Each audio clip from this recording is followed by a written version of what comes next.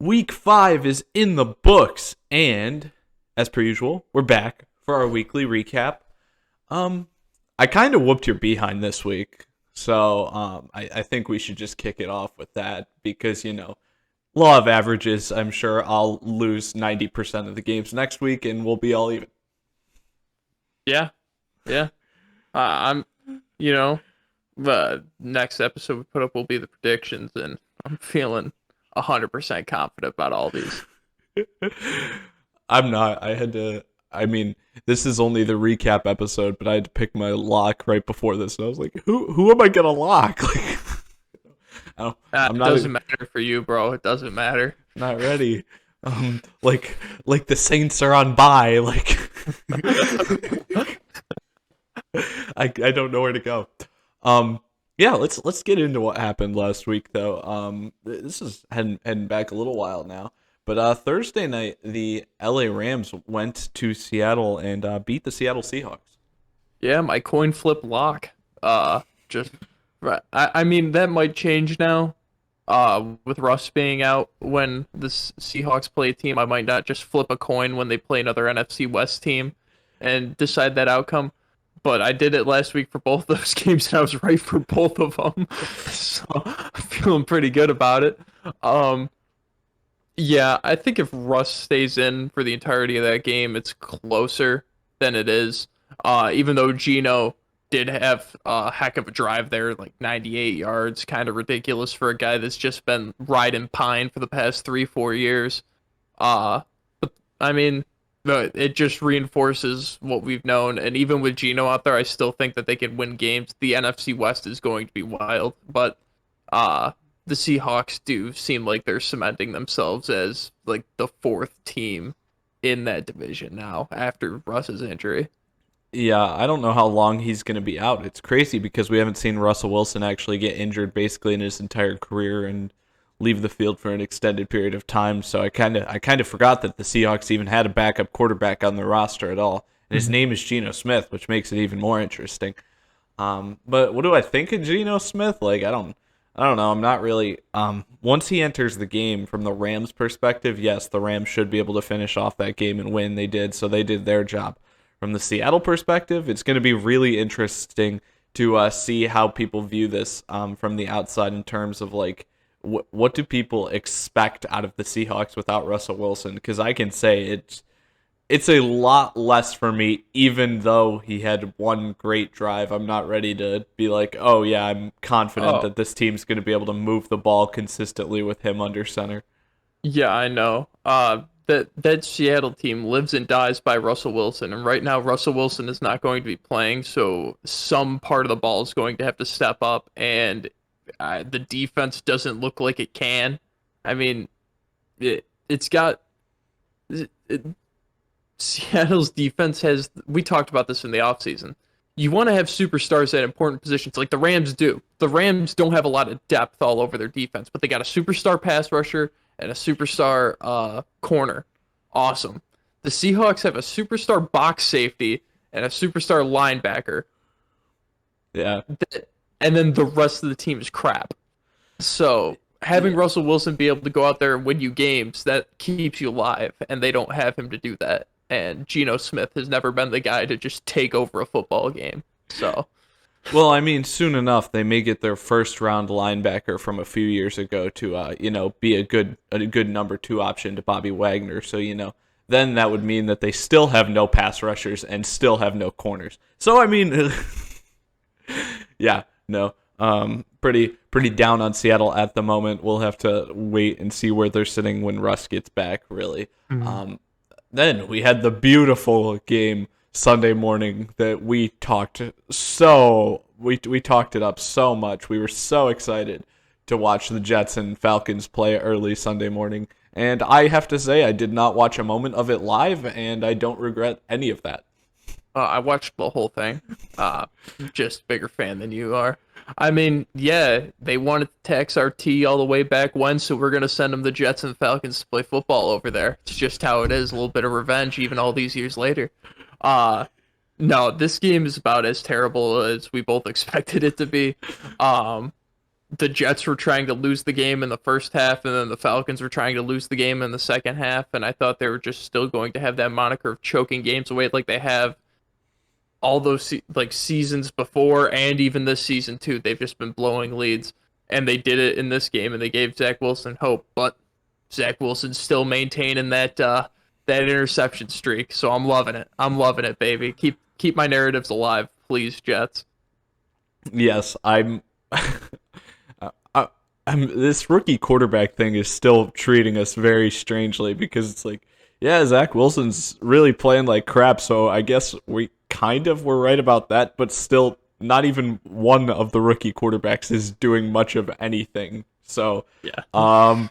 it's pretty bad that we're like everybody consensus was like, no doubt we got 5 first-round QBs, and we just haven't really seen like even one big game from any of them. Not one of them have even had like one like, oh yeah, this is like the make your mark performance, and we're 5 weeks into the season, and they've all started games now too. So it's just wild.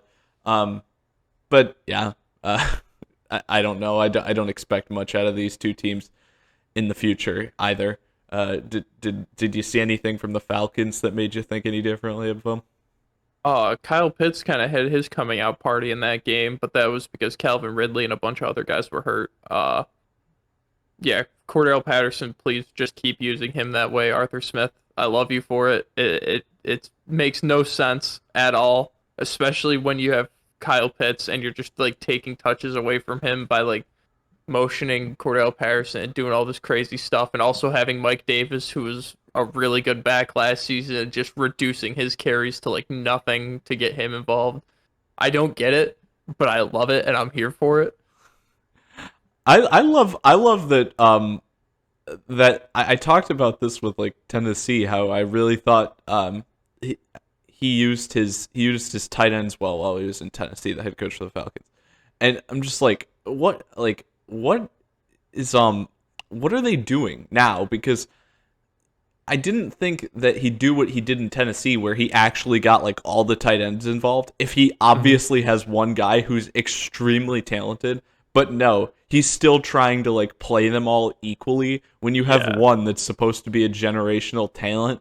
And hopefully that this week like makes him realize, oh shoot, yeah, that guy's pretty good. Maybe I don't need to get Lee Smith and Hayden Hurst just as many snaps as he gets.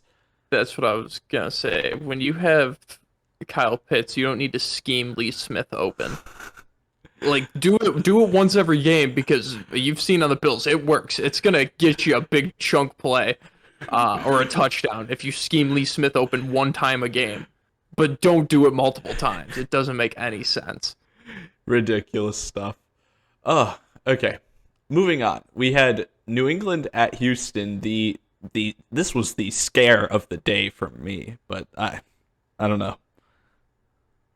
Yeah, this was one of the more confusing games to watch. I mean, I was sitting there with a smile on my face watching Houston beat them as bad as they were in the first half. I was like, why? You guys actually like took it to Brady last week and were keeping the game competitive, and now it just seems like, yep, we're done. That was our season. That was our Super Bowl, and we lost it, so it doesn't matter now.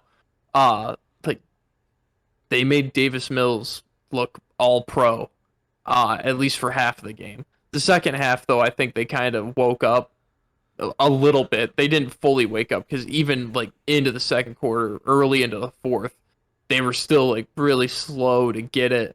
I understand that Damian Harris got hurt, but they run a running back by committee, and he's not really that major of a focal point of that offense. It hasn't been as much this season. This season, it really has stuck with him seemingly up to this point. I think the injury actually may kickstart the rotation that they always do, but no, this, for whatever reason, this season it really felt like they wanted to get him the ball a ton as opposed to like spreading it between their other backs. I was just like, what is going on? I couldn't believe this score.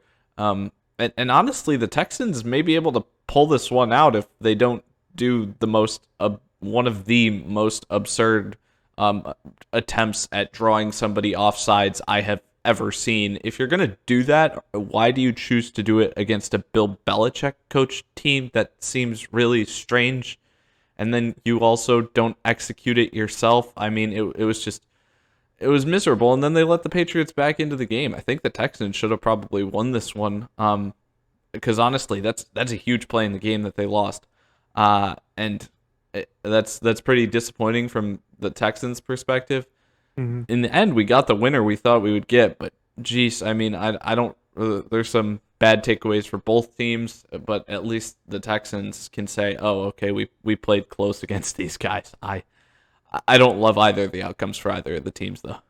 Yeah, I mean, after the throttling the Bills took to them last week, at least I was just expecting, like, yeah, the Patriots are going to do something similar to that. Maybe not shut them out 40-0, but they're going to handle the game, and definitely not the case with that. So, I mean, at the end of this game, I was expecting, yeah, Houston's going to have negative takeaways, but New England's like, yeah, we took care of business. We did our job, and that not at all. Well, I mean, they had New England scored as many points as I thought they'd score. I said 24. They got 25 on the board. I can't. I mean, Houston got. I mean, that I'm thinking specifically of the one play where Mills rolls out, throws the ball on like a corner route, and then both the defenders just completely misplay the ball, and the receiver is able to run free for like a 60+ yard touchdown. I don't even know how far he got to run after the catch, but just no one touched him, and it was like after like the initial catch point, and it was just like, man, that is not a play you see from New England very often. And I don't know, maybe it was just a down day for them, and that's what we have to draw it up to. But yeah, it was still very strange to see. Yeah. Moving on, the most emotional game of the weekend, Detroit at Minnesota. I feel so bad for Dan Campbell, man. Like we usually talk, after the games, and it's mainly us just talking about the Bills game, and we'll throw in some stuff that we thought about it. You and I talked at length about like Dan Campbell as the head coach of this football team and how bad we feel for him.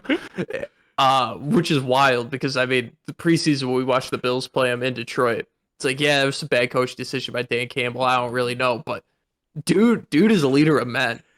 He may not be able to manage timeouts that well, but oh lordy, he loves his guys. His guys love him, and I love that. They just need to work on their like 30 seconds or less defense because that has killed them in back-to-back weeks. Which, wow. And I mean, a Vikings kicker making a clutch field goal. That's really got to sting for him because that never happens. But yeah, this is the worst Minnesota has looked all season. All season, this is the worst they've looked. I don't know. Still, Minnesota's the weirdest team in the league. Still, it hasn't changed since week 1. You picked them to go to the Super Bowl. You picked them to go to the Super Bowl. Just listen.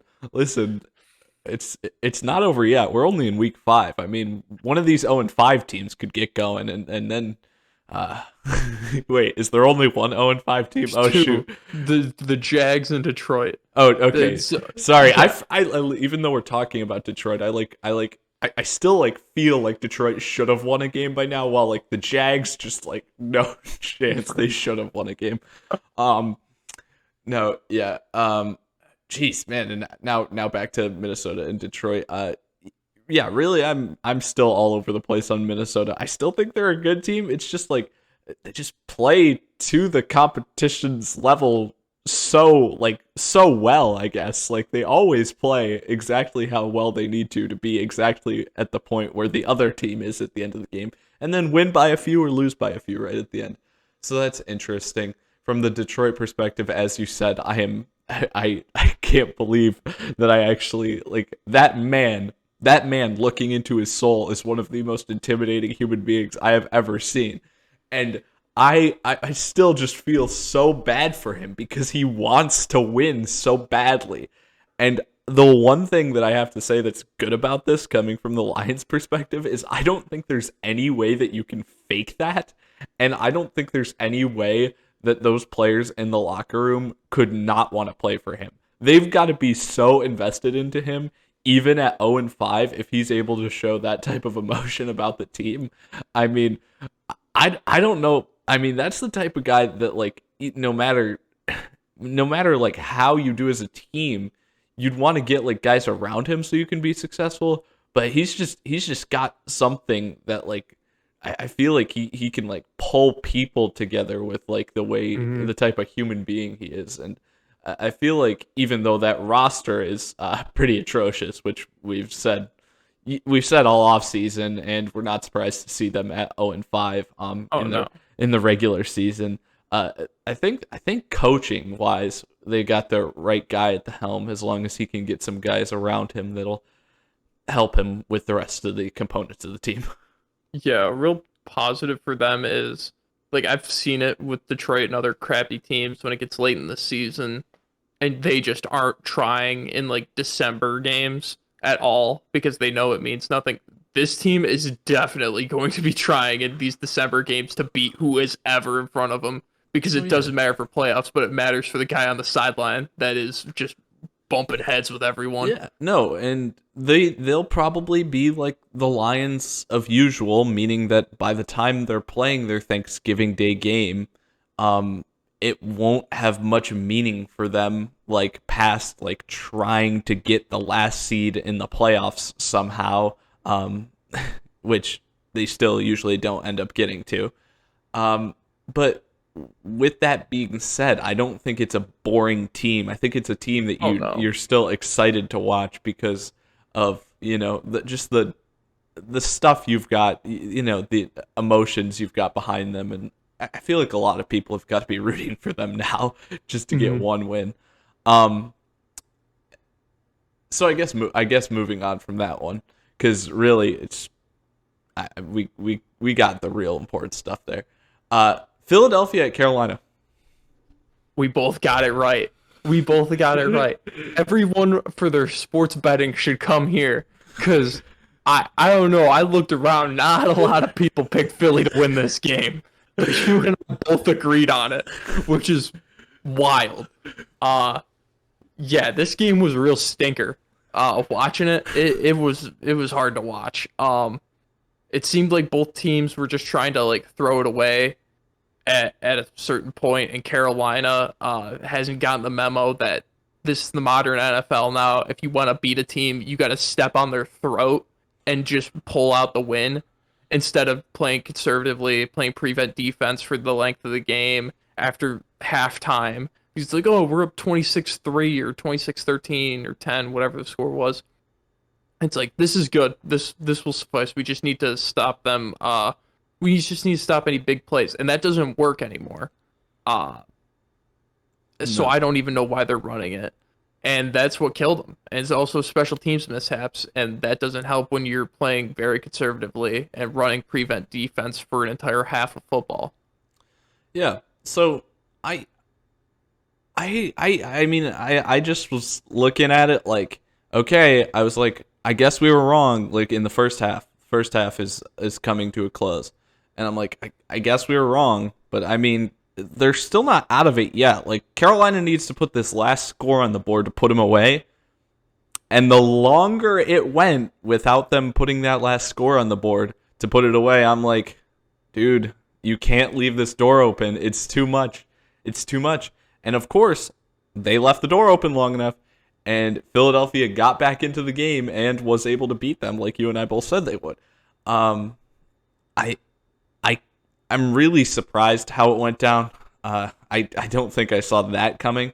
I didn't think Philadelphia would have so much trouble in the first half. I thought they'd at least be able to move the ball pretty well. They really had some trouble. They had a lot of simple mistakes though, like stuff they could really fix fairly easily, I think. And I just think from the Philadelphia perspective, they've really got to be like, okay, I think we've got something headed in the right direction for where this roster was at the beginning of the year. We've got some positives to build off of, and we really can't be too upset with where we're at this point in the season, because they're not out of anything yet. And even though they've had some tougher games, they've played some good opponents too, and Hmm. they've played decently in those games. So that's the other thing to look at, and they've really got to test tomorrow night. So we'll see how that one goes very soon as well. On the Carolina side of things, jeez, this is rough for Carolina fans. I mean, we said it after 3 weeks. We said it, and I didn't think we were saying anything ridiculous. Yeah, they're 3-0. These are three bad teams they played. We said that these were going to be bad teams before the season. Opinions now by week 5 have kind of changed on some teams as to how we thought about them as over the offseason. I'd say the biggest example of that is probably the Bengals. I don't know if there's any other team, maybe Arizona, but even then we still thought Arizona could be competent, so they probably don't move up as much as the Bengals. So it's just like, but everybody Carolina played, through 3 weeks, we really still haven't changed our opinion on. We thought they were going to be bad before the season. They have been bad. They were 3-0. Now they're 3-2. Feels like they may get on the ropes pretty quickly here. And they've got a pretty interesting matchup next week too, but we'll get into that in tomorrow's video for you guys. Yeah.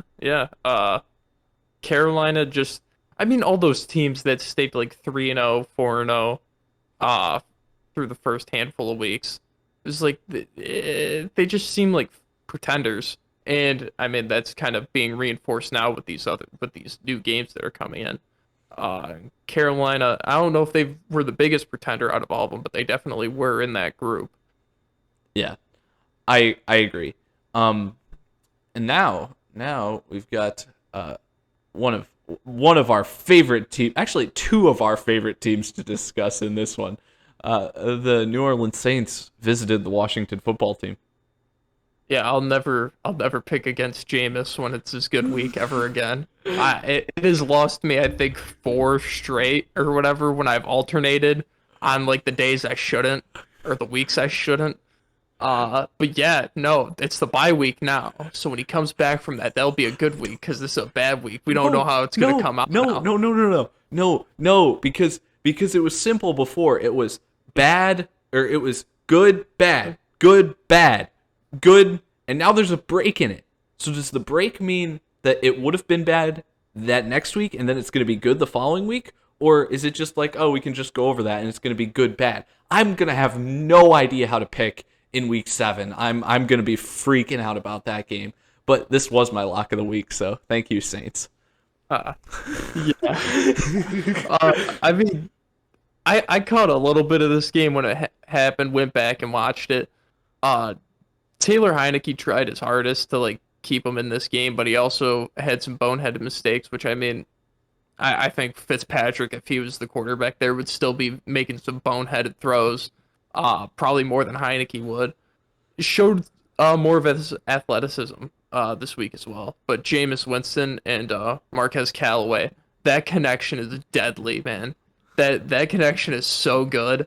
Like seeing it in the preseason, I was like, oh, okay, like this is a cool receiver that's gonna be like receiver 4 or 5 on that roster, but he's not gonna get a lot. And now he's out here catching end of half Hail Marys and just torching guys. Marcus Callaway might be one of my new favorite players in the league. He's awesome. But you need to get little Jordan Humphrey some more time. I just love to see. I really don't have like much to say about this game because I feel like my only analysis is I still don't know what New Orleans is, and Washington. I don't know how to evaluate you either because you played against New Orleans, and I can't evaluate anyone against New Orleans. So I'm just really like talking about the end of half Hail Mary because everybody saw it. I absolutely love the plays on these end of half or just Hail Marys in general, where like everybody's in the end zone jumping, trying to high point the ball. And then this Hail Mary, nobody attempts to high point the ball, and only one guy just catches the ball like a punt, and it's just like, okay, they got a free touchdown before half. Like the actual catch part wasn't that epic. Good throw by Jameis, but like it's just like he just caught that easily. I don't know. That's really the only thing I gotta say about this game. Yeah, yeah, no, it was something, man. Um, but I'm sure this will be a game we have a lot to talk about with.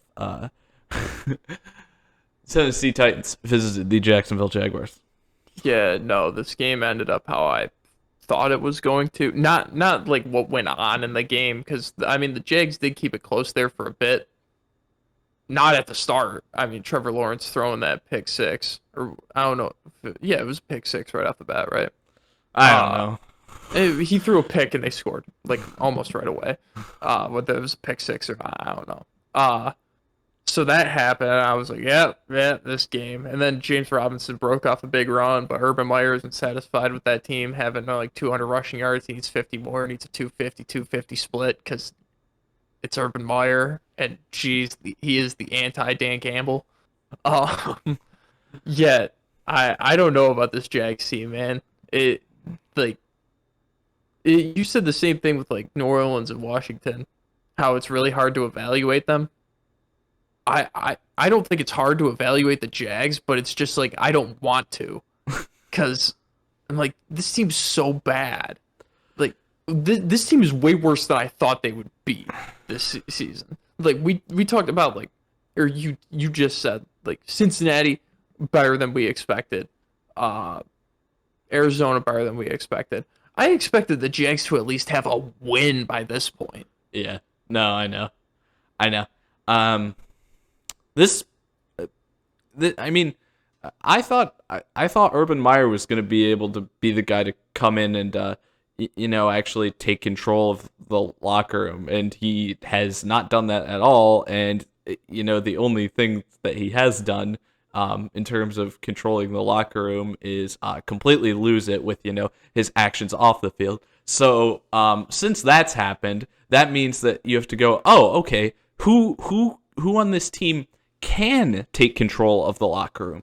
And then you look around and you say, okay, who's like important to this team? And like you immediately go to Trevor Lawrence, but it's like one of the knocks on him I had in the offseason that really, I mean, kind of was subtly one of the reasons I wasn't excited to make him not excited, but just I didn't make him my top QB, is because of the fact that he just seems like so mellow or indifferent about football. Just like, yeah, this is my job. Like I don't really have a strong feeling about it either way. And I don't feel like he's the guy who's going to be able to take over the room, since their coach obviously doesn't have control of it. And I don't know who you're going to look to in that locker room to be that guy. I don't think there's anybody that's a vet enough to do that on this team. And I think that leaves them in a very bad spot, because I don't know how any of them could feel much motivation to try to go out there and play as a team. Obviously, all these guys want to get paid, so they all have like personal goals, but I don't see anybody on that roster that's got to be like, oh yeah, we need like, I really care about this team. Yeah, I'm trying to think of somebody, and that team is just full of young guys, which is good for like the future of that team. Like bunch of first, second, third year players. I'm thinking of like a vet that could really take the reins, like Andrew Norwell or Miles Jack. Yeah. Would be the two guys that come to my mind of like who could take control and like do something. But even then, it's like, Miles Jack is literally the only one I could think of, and it's just like, is he really the I mean, I feel like I can't remember if it was him or Telvin Smith that was like the guy that it was just like, it may have been both of them, that it's just like they're just really quiet guys, even though they're like good players. They just aren't really too into themselves. And I don't even know, even as like an inside linebacker, I don't feel like Miles Jack is really gonna be able to rile up the whole team and bring them together, even if he is like a louder guy than I know of him to be. yeah, this team really could use Blake Bortles right about now. No, you know who they could use? Not even kidding. They may actually be slightly better off if Tim Tebow was on the roster, because then maybe they could at least have 5 guys out of the 53 motivated to play rather than 0. Just saying. Maybe Minshew too, because it seems like when everyone talks about him, they only got good things to say, and he was a good like voice to have in the locker room as well. But Nah. Uh, I don't know if you're the backup QB, how hyped you're getting the guys to be. It's like, I yeah, don't let's go, guys. Play for me, because I can't. know. Play for me because I can't. I love that. Um, yeah, Tennessee, you did your job. You're not getting any credit for that crap. Miami at Tampa Bay. Yeah, Tampa did what they were supposed to do. Is this the game that we basically just didn't talk about? Yeah, we didn't talk about this game at all because we both had the idea that Tampa Bay would put up like 45 points and just smoke Miami. Well, here's the one thing I'll bother to point out with this game then, since we didn't even preview it. I really don't even want to like go over it after because this literally is exactly what I thought would happen. But Brady finally a 400-yard passing game and 5 touchdowns. Nice job finally hitting that mark since you hadn't yet. Yeah, old man. Yeah, that's what I was hoping you would say. Green Bay at Cincinnati. This was like a heck of a game. I really liked this game. I really, really enjoyed this game. Mainly because of all the missed field goals, and I love when chaos is just thrown into football and everything's out of whack and it doesn't go the way it's supposed to do. And like kicking is like the most abstract thing in the entire game of football.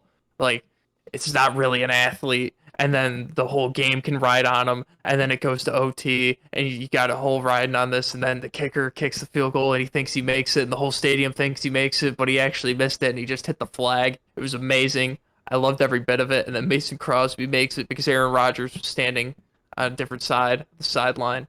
Give him that good juju. That's what he said in the post-game interview. He was more towards the middle, so he had to move further away. Get the good juju going.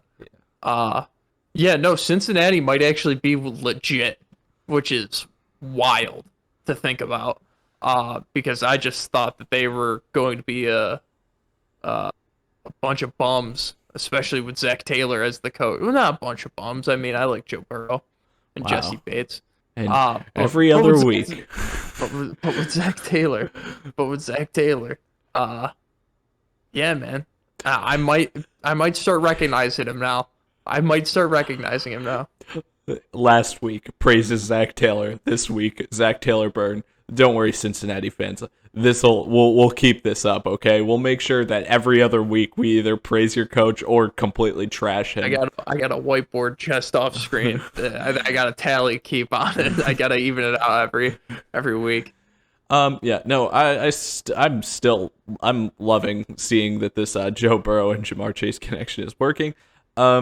It's I still think it comes more down to the fact that they got a real QB than anything. I don't know. Oh yeah. I mean, Jamar Chase is playing out of his mind, but geez, I don't know. Joe Burrow has given him a lot of opportunities that not necessarily wide open balls, but he's putting it out there for him, and he's going to get it, and he's putting a nice ball on the money for him, really a lot, because I mean the deep pass to him was just insane. Like that, I don't consider that like an open receiver. That's just like the quarterback making a great throw. We were really impressed with Jamar Chase, but still scared about them going receiver there. I guess though, if Joe Burrow, like if there's some sort of special magic where he literally cannot miss when he targets like Jamar Chase, like he is perfectly on the money with every throw that is thrown to Jamar Chase, then yeah, I mean, I guess pick the guy, because that's like a cheat code in and of itself.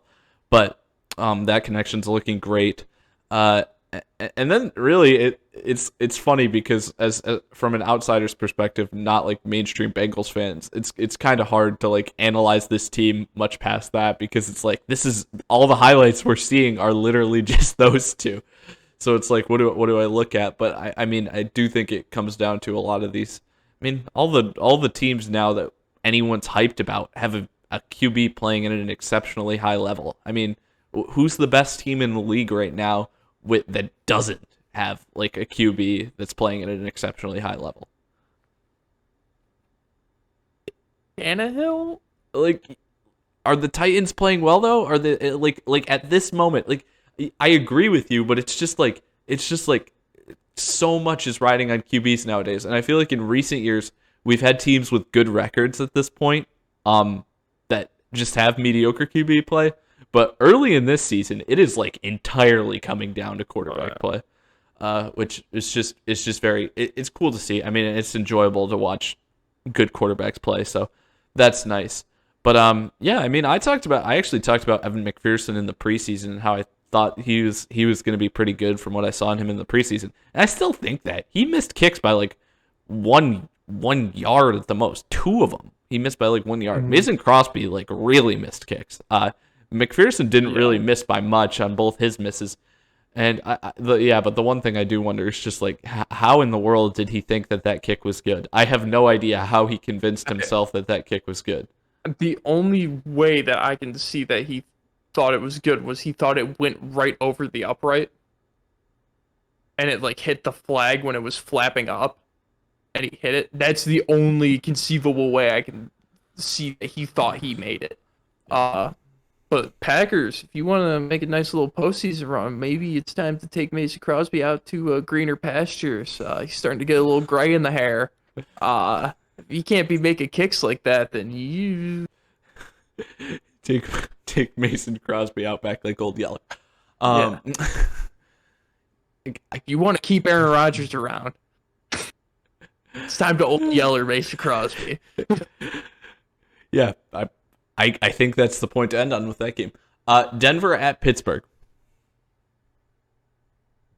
Pittsburgh has their second win.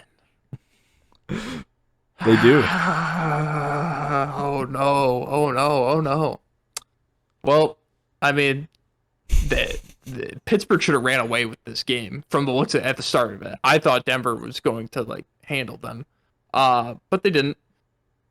Watching that game though, Pittsburgh seemed like in position to just be in the driver's seat the whole game and just hand the ball off to Najee the whole game and run away with it. But then they let Denver get back into it somehow and gave them a chance to win it. And then Teddy Bridgewater throws an interception in the red zone to score a touchdown, potentially go for two and tie it. I mean, the receiver talent on the Broncos is still great. We raved about it a lot, even with injuries. They are still good. Kendall Hinton, where'd you come from? I thought you were a quarterback. Come on now. But yeah, Steelers, man. Exceeding expectations for me. Which I mean, it's kind of easy to do when the bar is through the floor. I'm pretty sure, other than the fact that Teddy Bridgewater played instead of Drew Lock, this game literally basically went I mean, I feel like it literally went exactly how I said it would. So I can't say that I have any analysis on it because it literally played out how I thought it would. Yeah, I mean, I thought it would be a close game if Denver pulled it out, but I mean, it still was, and Pittsburgh let them get back into it. I think that's going to be the story for Pittsburgh all season. Any of their wins, it's going to be like, yep, they held them off in the fourth when they let them get back into it. Yeah. So, next game. I feel like I've got a really good. I haven't mentioned this yet, but I feel like I've got a really good argument as to why like I should have went 16-0 this week, because I went 14-2, and one of these games I got wrong is Chicago at Vegas. And I mean, geez, if somebody would have told me last Wednesday when we were previewing this game that John Gruden's emails would come out, and I mean at the time of the game there was only one out, but honestly, one was enough to probably get the whole team to not trust him anymore. And I think that's reasonable to say that they were not ready for that game because of that. And it just basically allowed the Bears to beat them fairly easily because they only put 9 points on the board. I mean, that's nothing too impressive. I feel like there was probably a lack of motivation for the Raiders, and the Bears just got that win sort of for free. So I'm not going to put too much stock into this game for either of these teams. But what I will say is that John Gruden definitely should have gotten fired, 100%. But I have to say, like, if there's one guy that was coaching in the NFL that I am not surprised to hear all those things about, it's John Gruden. Like, I'm not surprised at all. Like, I just feel like people like saying they're surprised that stuff came out. Like, John Gruden definitely seems like the type of guy that would have all those opinions, and I'm not surprised to hear that he was even willing to put them into some sort of written form to make sure people could find them in the future. Yeah. Yeah, I mean, going into this game, in the preview, you could go back and watch it. I said, yeah, the Raiders got their first loss. The wheels are going to fall off now, and they're not going to do well for the rest of the season. And I couldn't have predicted, like, this bombshell John Gruden. But if there's anything that, like, the wheels just falling off and then the car exploding into flames, I mean, that's kind of it. Yeah, I'm happy I went Chicago in this one. Yeah, but really, it's a tough game to evaluate because of all that going on.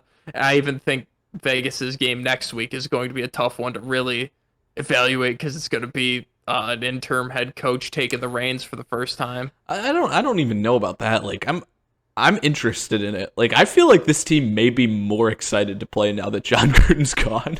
Like they may just be like I'm over him. Like I did not.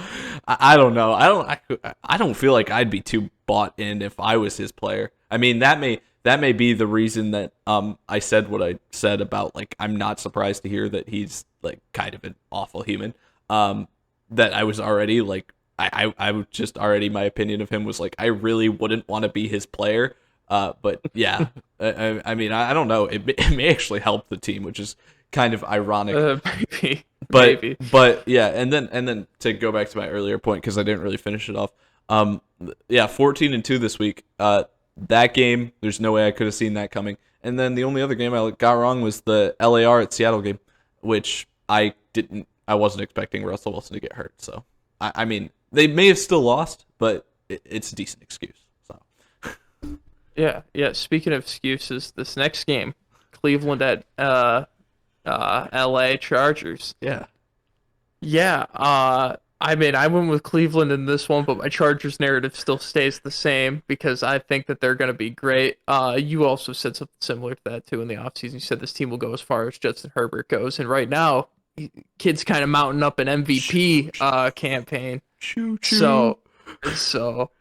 Yeah, that can happen as well. But geez, this is the kind of game that NFL fans want: offense, and more offense. Even the defense having offense, having the Chargers score.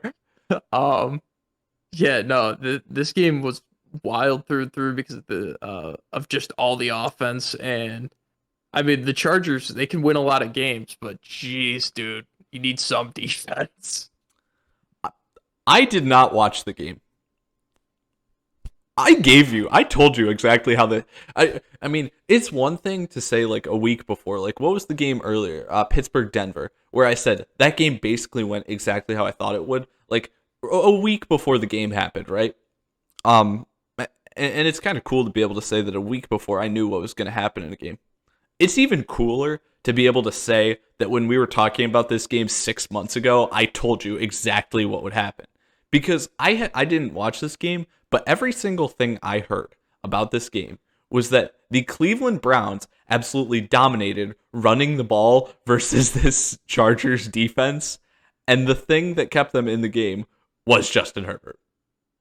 So, I mean, that's exactly what I said it would be. And even though like in the offseason I picked the Browns to win, it's all about Herbert, and I picked them this week because I couldn't believe that you were picking against them, and I did not feel okay having us not represent each side in this matchup because I did think it was that much of a close game. So I went with LA, but I'm really not. I'm really kind of proud of my ability to see this one from the past. Just kind of know how it was going to go. But I will say that game that we said is game of the year material, which is not game of the year, but our game of the year for us, which is 2 weeks away now, not week 6, but week 7. Pretty sure it's the week 7 game where New England plays the Chargers again. Right now, that is looking like I'd say the Chargers are probably 10-point favorites in that because they're the home team, and Yeah, no, I'm definitely thinking you're gonna win that side of the coin because wow, those two teams have not really. I mean, Patriots haven't been awful, but they've shown some really bad things. While the Chargers have looked almost great to near perfect. hmm Brandon Staley is one beautiful man. Still can't He might stop have the run though. he might have not fixed the defense, but that doesn't matter when he's just thinking, why punt? Why punt when we have Justin Herbert? We don't need to punt. We could just get the first down. I mean, it's worked every time so far. So yeah, Oh you're yeah, you're right. I'm yeah. I'm just I wondering. didn't talk about this the Green Bay Cincinnati game, but Matt LaFleur said stats are for nerds when they asked him about their low conversion rate in the red zone. And I thought that was really funny. I'm like, that's not like an out there stat, Matt. That's bad. I enjoy. I've saw a few more clips of Matt LaFleur talking this weekend. Slightly growing slightly on me. He's maybe a little bit more of an interesting guy than I thought. But a great thing like stats don't matter is always a wonderful quote to hear from a coach. Um, yeah, I guess move on to the next one. Anything else on this game? Even though it was like big game for us. Yeah, big game for us, big game for my narrative. Yep. Okay. Giants at Cowboys. This game went how I thought it was going to, with the exception of the entire Giants offense just dying on the field of play. Uh, Depending on the time that these guys get back, I don't think the Giants can win a game for like the next 5-6 weeks without them. Like they said they had the chance to with them. I don't think they can without them. Like Mike Glennon and Kadarius Toney. I don't see you winning a lot of football games with that. Oh, and Devontae Booker. You aren't winning a lot of football games with that trio. Um, and I mean Dallas took care of business. Secondary's still a little shaky. I mean Kadarius Toney was just torching a guy that's trying to make a Defensive Player of the Year campaign at Trevon Diggs. So I've been I found out that Trevon Diggs is getting thrown at like 12 oh times no, a game or he's something. getting cooked when he's not getting picks. I completely agree with that, but people won't look at those. They'll just look at the picks. Well, I'm not watching him play by play. I just thought it was really funny to see the stats that it's like he's got 6 interceptions. He's been thrown at 100 times this season, and we're 5 games in. And on pace to let up like 1,500 yards at the end of the season. Yeah, like what is going on? This is the weirdest. This is the weirdest thing ever. But yeah, no, Dallas, you're literally hitting the nail on the head. I don't know what else to say basically besides what you did. Dallas did what they needed to do. Liked what they did on the other side of the ball. Giants lost their entire offense. I don't know how that's gonna go. Kadarius Toney, he is finally getting the ball, and we were excited to see him in the NFL. We got a lot less excited when we knew he was going to the Giants, but actually it may work out. Like I was scared that the scheme wasn't going to work with him, and then the first 3 weeks like they didn't do anything with him, but now it seems like they've got a role for him and it's like significant, which is good. But we're going to need to see if this like balances out and where it balances out to, because I'm definitely not ready to say that one insane game is going to mean that he's going to keep having insane games over and over and over again. I hope he does, because he was really a player that excited us in the draft.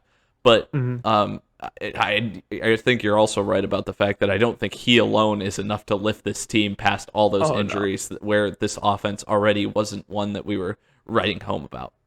I mean, if Mike Glennon and Kadarius Toney can have a Jameis Winston, Brashad Perriman type of connection where it's just like both of them are putting up insane numbers but losing games, that would be pretty cool. And this just, at least this one game, it gives me hope, because through the first 4 weeks of the season, I was just thinking, Kadarius Toney is going to be labeled a bust because the Giants are not going to use him at all, because he's just going to be buried in that receiving room. And now he's getting the opportunity, and he is shining like the bright little star that we knew he could be. Yes, he is. The only undefeated team left in professional football, San Francisco at Arizona. my second coin flip game.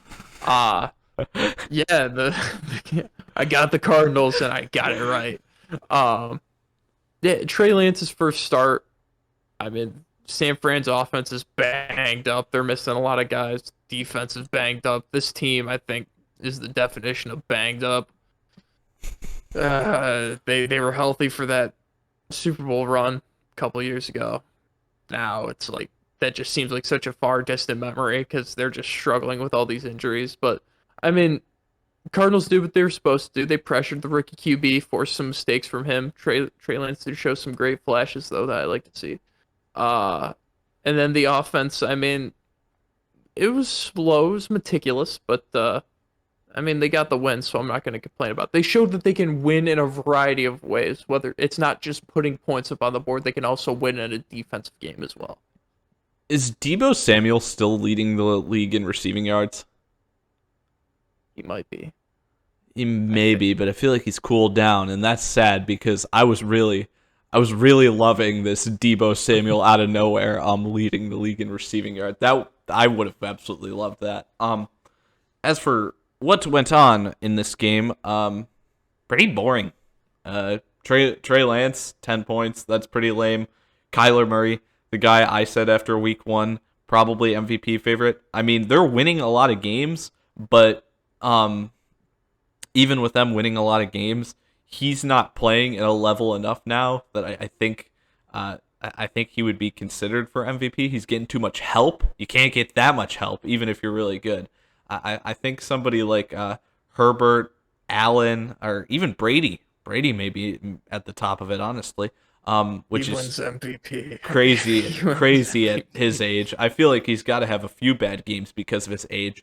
But with all that being said, this team's still 5-0, and I still think that they are a good team no matter who they go up against. They're a top tier team in the league. And they're gonna have a chance to win every week as long as Kyler Murray stays healthy, which is what I said about the MVP conversation too. And I'm not gonna write out Kyler Murray yet, but I want to see more points if we're talking MVP conversation, and that's really like not a slight against this team because they're 5-0, and I think they're still gonna be winning a lot of games this season. It's just that I'm rooting for Kyler Murray to win the MVP, so I can say that I called it from right after week 1. Yeah. Debo's number 2 in the league in receiving yards. Who has surpassed him? Devontae Adams. I should have known. So no one fun. Why couldn't it be like Cooper Kupp or someone, you know? No. I mean Cooper Kupp would be fun, but like, I mean, I hate to go to like a Bills player, but like just 34-year-old Emmanuel Sanders would just be great to be leading the league in receiving yards now. Yeah. Speaking of the Bills, Buffalo at Kansas City. They did it. They finally got over the hump. They finally beat the big bad man in Kansas City. The Bills finally did it.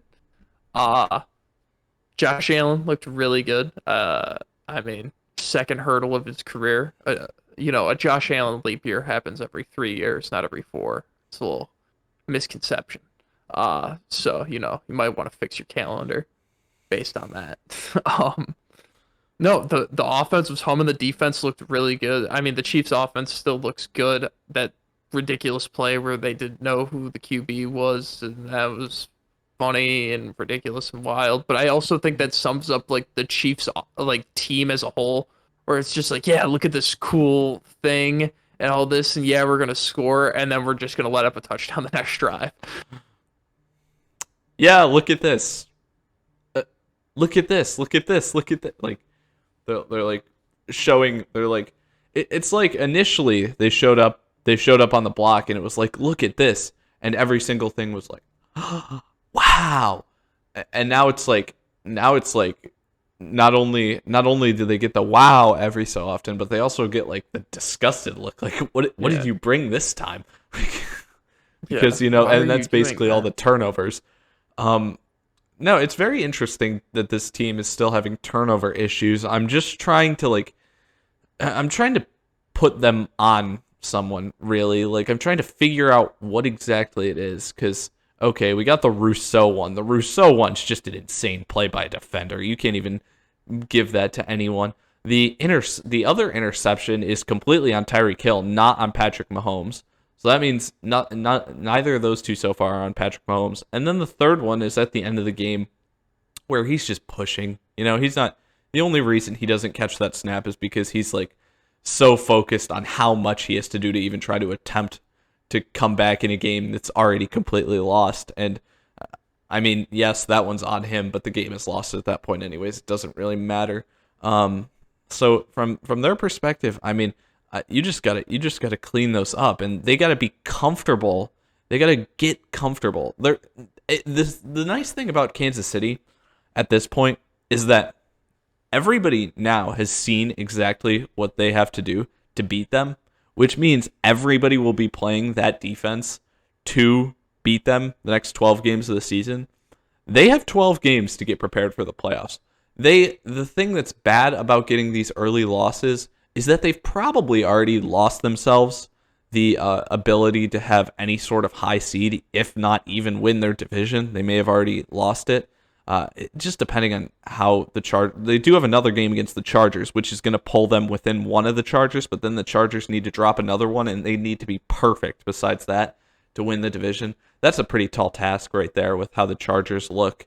And, just asking to not lose a game the rest of the way is also a tall task. So that's difficult. But like I was saying, with all that out of the way, I have no doubt that this team will be in the playoffs. And when they be in the playoffs, they'll be a much better version of themselves because they will have had to practice, as I said, all this stuff that everybody will be running against them for the next 12 weeks. And they'll just really have to get used to dinking and dunking down the field. That's what everybody's going to force them to do.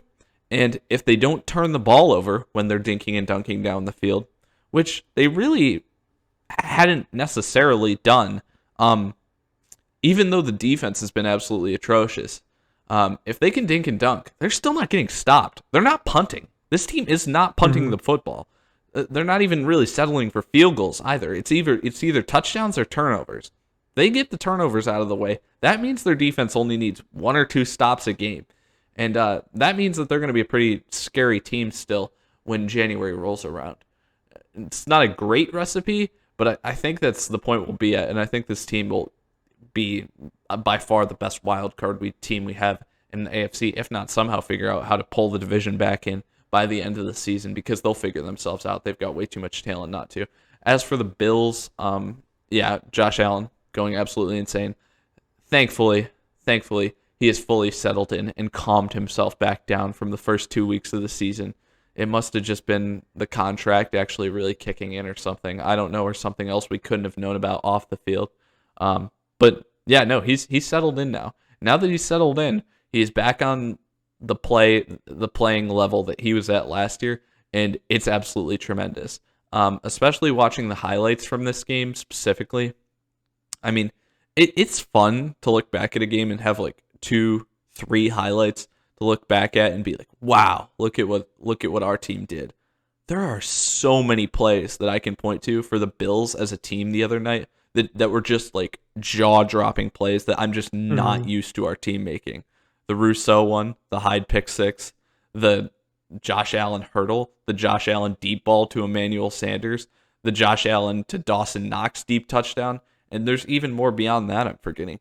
But it was just a great night, and even though it wasn't perfect, we usually like to nitpick things. I know that it's impossible to be perfect, but if they play at that level every week, no one's going to beat them.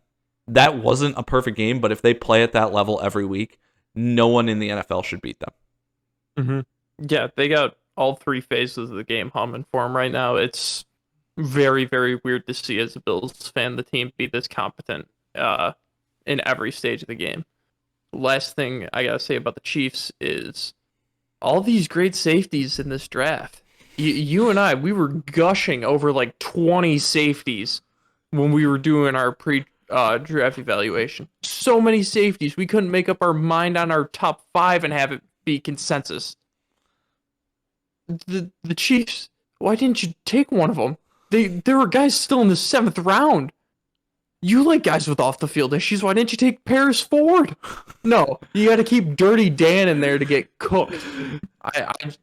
It like I mean I love it. Keep Dan Sorensen out there. Listen, they were The just BYU bum. Have him keep getting cooked. they just wanted the time of possession to look better in their favor. And they said, if we let them score quicker, if we leave Dan Sorensen on the field and let them score quicker, our time of possession will look a lot better. We need to lead in every stat category except points. Yes, exactly. Including turnovers. Including turnovers. And to conclude the week, we got a pretty good game on Monday Night Football.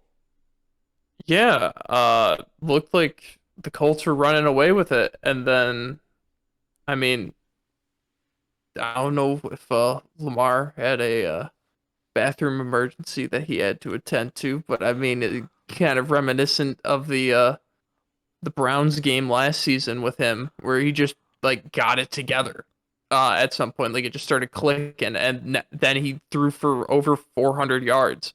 It was wild. And was just tearing apart passing the ball, which is something that, I mean, we haven't seen before, but these past couple of games out of him, he's just been lighting it up throwing the ball.